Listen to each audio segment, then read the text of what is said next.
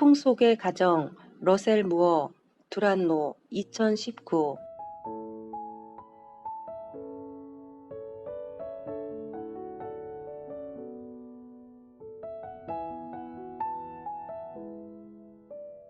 나를 둘러싼 세상에 보이지 않는 힘들이 살아 활동하고 그 중에는 나를 해치려는 것들도 있다는 것이다. 가족이 일원이 되는 것보다 더 자신을 상처와 취약성에 노출시키는 일은 없다. 복음은 번영과 평온을 약속하지 않는다. 그러나 복음은 당신이 하나님 아버지의 섭리 안에 있다고 약속한다. 그 십자가의 섭리는 당신을 멸하려는 것이 아니라 당신에게 장래를 주려는 것이다. 그래서 해골 골짜기인 골고다에서도 당신의 뼈는 안전하다. 마귀는 당신의 자녀가 졸업식 때 학생 대표로 연설하는 것이나 많은 트로피를 받아오는 것에 신경 쓰지 않는다. 그렇지만 십자가에는 떤다. 가족이 지닌 사명의 최종 목표는 주변 사람들이 감탄할 만큼 우리 자녀의 행동거지가 올바르고 우리가 아이들 때문에 뜬 눈으로 밤을 지새우는 일이 없게 되는 것이 아니라 우리의 자녀가 우리처럼 그리스도와 함께 십자가에 못 박히는 것이다. 가족은 영적 전쟁이다. 가족은 우리를 겸손하게 한다. 가족은 우리의 치부를 드러낸다. 가족은 우리를 십자가에 못 박는다. 왜냐하면 가족은 말이나 병거가 아니라 하나님의 성령으로 싸우도록 우리를 작게 만드시는 하나님의 방법이기 때문이다. 우리의 가족들은 우리의 모습을 빚는 도구이다. 우리도 가족의 모습을 빚어간다. 당신의 가족 배경은 당신에 대해 많은 것을 말해준다. 우리는 우리의 유전적 성향이나 문화가 어디서 왔는지 모를 때가 많았다. 그냥 원래부터 그랬다고 생각한다. 그리고 그것은 정상이고 옳은지 판단하는 우리의 기준이 된다. 거기에는 대단한 신비가 있다. 우리는 자신이 누구인지를 가족 안에서 자연스럽게 알아간다. 가족은 우리가 누구인지, 우리가 자신을 어떻게 인식하는지, 그리고 어떻게 현재를 평가하고 미래를 계획하는지에 지대한 영향을 미친다. 그래서 가족이 중요한 것이다. 당신은 당신의 기억들과 경험들, 이야기들의 총합이다. 당신이 누구인가의 핵심적인 부분이 당신이 거쳐온 환경들이다. 당신이 뭔가 잘못되었다는 것을 안다면 그것은 자체가 은혜다. 복음이 당신에게 이르렀다는 사실은 하나님이 당신의 배경을 충분히 아시고 다른 사람들에게와 마찬가지로 새 정체성과 새 유산을 주신다는 것을 의미한다. 어두운 가족의 전통을 꼭 이어받을 필요는 없다. 그러려면 지속적인 기도와 노력이 필요하다. 성경은 그것을 영적 전쟁이라고 말한다. 이제 와서 보니 내가 그렇게 할 수 있었던 원동력은 성인으로서 밥값을 하고 다른 사람보다 더 잘 처신하고 성취해야만 사랑받을 수 있다고 믿는 데서 나왔던 것 같다. 아동기에 갖게 된 두려움과 불안함은 지금 이 순간까지도 내가 피해 다니는 악령들이다. 나의 성공 욕구는 사실 야심이 아니라 소속감과 너는 내 사랑하는 아들이요 내 기뻐하는 자라는 말을 듣고 싶은 데서 유래한 것이었다. 내가 하는 모든 일의 배후에는 부모가 보고 있는지 부모가 대견해 하는지 눈치를 살피는 어린 소년이 있었다. 그것은 나의 깨진 모습이자 상처이다. 그것은 나의 정체성이 아니고 유산도 아니다. 복음이 끊임없이 내게 개입하여 나를 이 분주하고 헛된 성취에서 이끌어내어 요단 강가로 데려갈 것이다. 하나님을 우리 아버지로 부르라고 가르친 예수님이 또한 하나님께 공급과 보호를 구하라고 가르치셨다.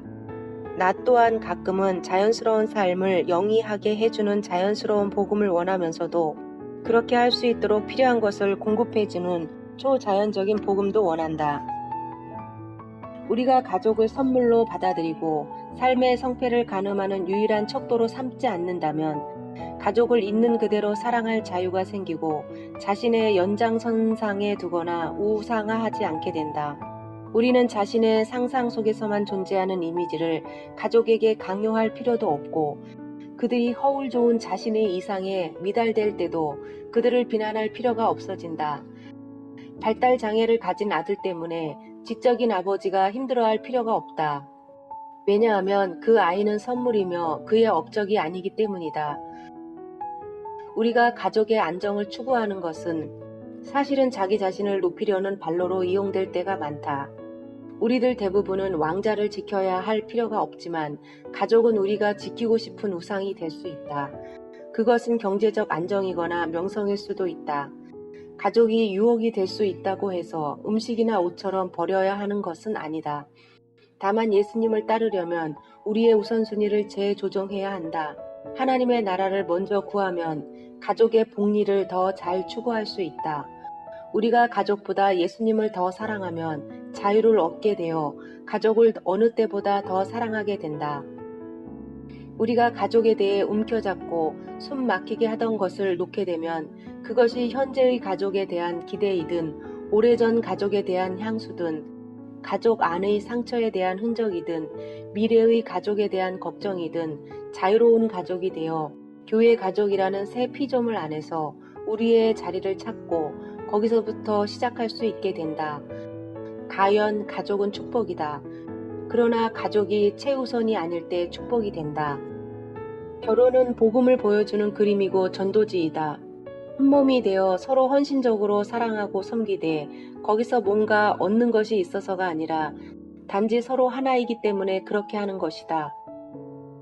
친밀함은 좋은 점이든 부족한 부분이든 상대방이 누구인지 알고 상대방의 약점을 나의 장점으로 보완하기 위해 최선을 다하는 것이다. 더 나아가 친밀함은 상대방에게 기쁨을 주는 것과 고통을 주는 것이 무엇인지 아는 것이다. 친밀함은 우리가 한 인간인 상대방과 결혼하는 것만이 아니라 상대방이 지닌 기억이나 경험과 결혼한다는 의미이기도 하다. 그녀의 시가에서는 비꼬는 말로 소속감을 나누었다. 상대방을 놀림으로써 너는 우리 편이야 라는 신호를 보냈고 상대방이 곧바로 대받아칠 것을 기대했다. 결혼 생활 속에서는 서로가 어떻게 사랑으로 행동해야 할지 뿐 아니라 구체적으로 어떤 말이나 행동이 서로에게 어떻게 받아들여질지 알아야 한다. 내가 아는 어느 부부는 장인이 늘 바람을 피웠다. 그래서 그 아내에게 가장 힘들었던 것이 남편을 신뢰하는 일이었다고 한다. 남편이 예상보다 조금 늦게 귀가하면 그녀는 남편을 신문하며 1분 1초까지 해명하라고 요구했다.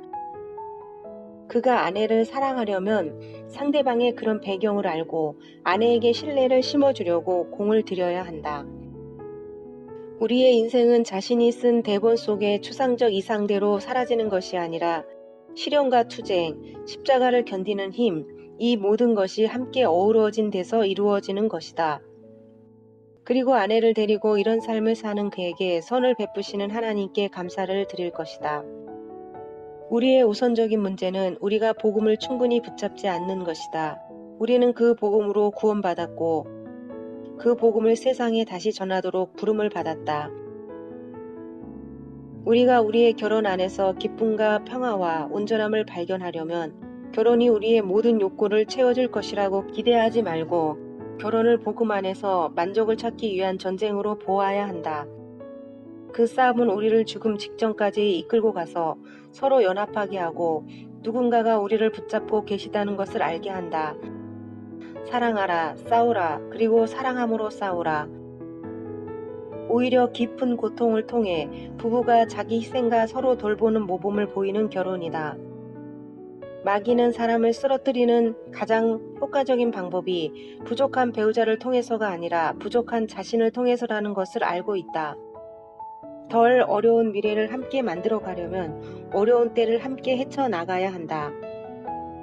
아무리 많은 책과 기사를 읽어도 아무리 경건한 모범을 따르더라도 모든 부모는 결국 무력함과 절망의 지점에 이를 것이다. 그것을 알고 하나님을 의지하는 것이 하나님 앞에 어린아이로 오는 것이다. 거기에 하나님 나라가 있다.